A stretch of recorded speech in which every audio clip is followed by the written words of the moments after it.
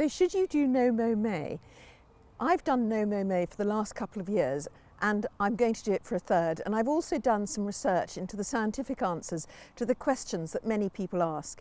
It's Alexandra here from the Middle-Sized Garden YouTube channel and blog, and No Mow May at its simplest is just not mowing your lawn for the month of May if you're in the northern hemisphere, and obviously it would probably be November in the southern hemisphere. And there are two things about No Mow May that people say that I've decided aren't true. They're not borne out by my experience, and they don't seem to be borne out by scientific research.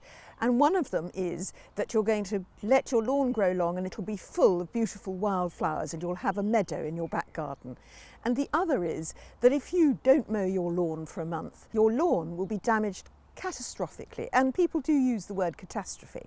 And quite frankly, neither has happened to me. And funnily enough, the reason why neither of these things happen have the same cause. So firstly, why would you do No Mow May? The main problem is that we are losing a huge amount of our insect population. Depending on where you live, we've lost up to 40% of our insects, and that includes pollinators and insects which chomp down and eat up all our organic matter and therefore enrich the earth. Without pollinators and without good soil, human food is seriously endangered. We can't afford to lose any more insects. There are, of course, a few areas where growing your grass long isn't a good idea. If you live somewhere where there are regular wildflowers, you probably won't be allowed to grow your grass long, and indeed it can be unwise.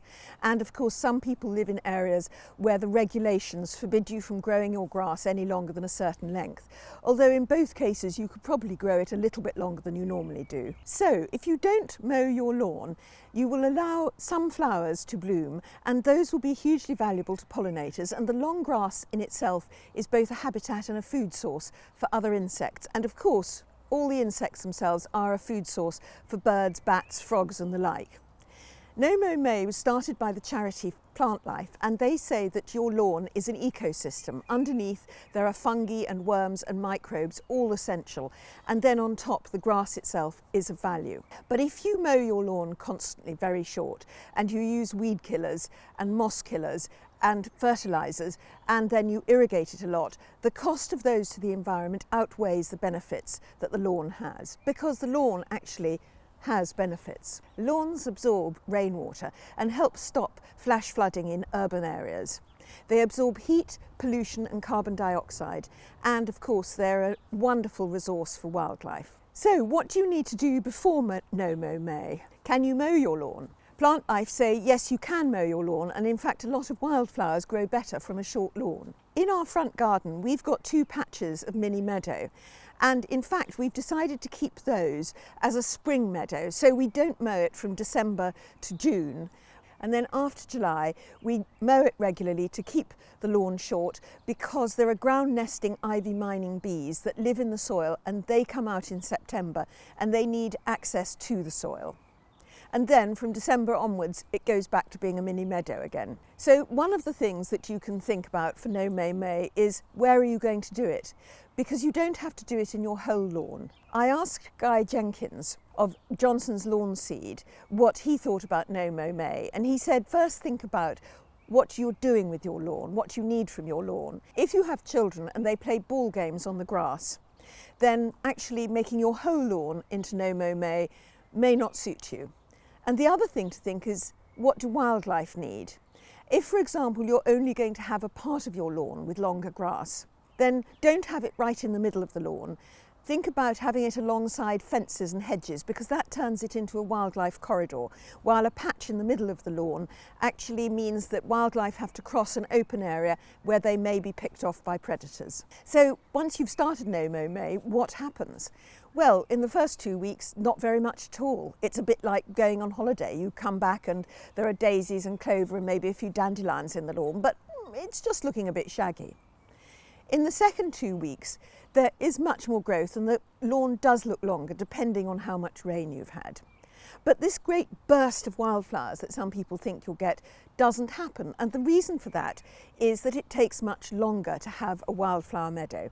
If you want a wildflower meadow in your garden, you can have one, and it's not difficult, but you do need to learn a certain few things about how to do it, and I'll put a video about that in the description below. However, just for 1 month, it's going to be flowers that are mainly in the lawn anyway, such as clover, daisies, dandelion, buttercups, and possibly some yarrow. Now, it's no good throwing wildflower seeds in the lawn and hoping that that will mean you get wildflowers. And the reason for that is that grass really knits together very tightly and it outcompetes seeds.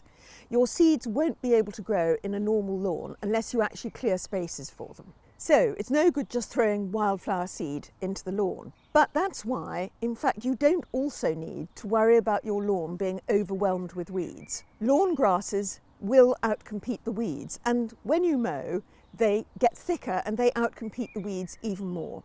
So weeds don't actually get a lot of chance to get established. You will get some more weeds, but when you go back to mowing, most of those will go. And of course, things like clover are naturally in lawn mixes anyway. So why else might No Mow May be a bad idea?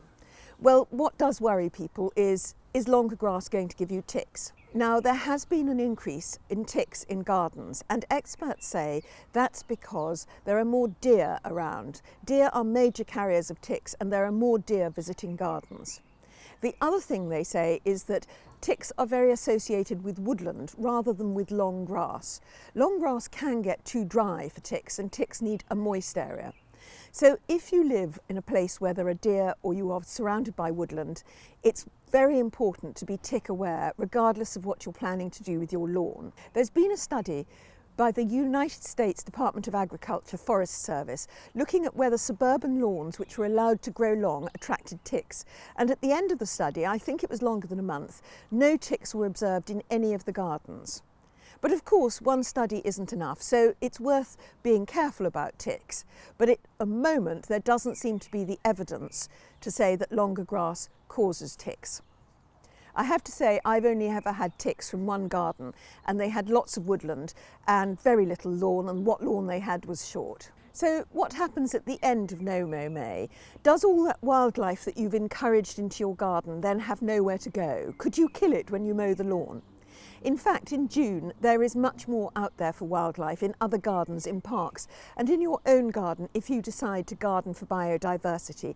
And I'll put a video about that in the description below.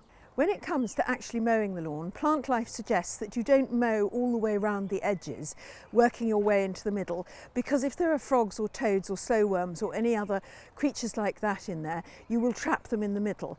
If you start in the middle and then work your way outwards, that will give them a chance to escape when they hear you coming. And then we come to the other question, are you going to ruin your lawn by not mowing it for a month? Well, Guy Jenkins of Johnson's Lawn Seed said the important thing is not to mow it right short all on one day. Mow it on the highest possible setting on the first day, then leave it a week, and then mow it shorter a week later. And the reason for that is that as the lawn grass gets long, there's quite a lot of brown area. And if you cut right down to the brown, the lawn will struggle to re-establish, and there'll be bare patches, and then weeds will land in those bare patches and germinate. However, if you do leave a little bit of that green on the top of the brown, the new lawn leaves will develop quickly and they'll thicken up, and by the time you come to do the next much shorter cut, it'll all be fine. So, catastrophe averted.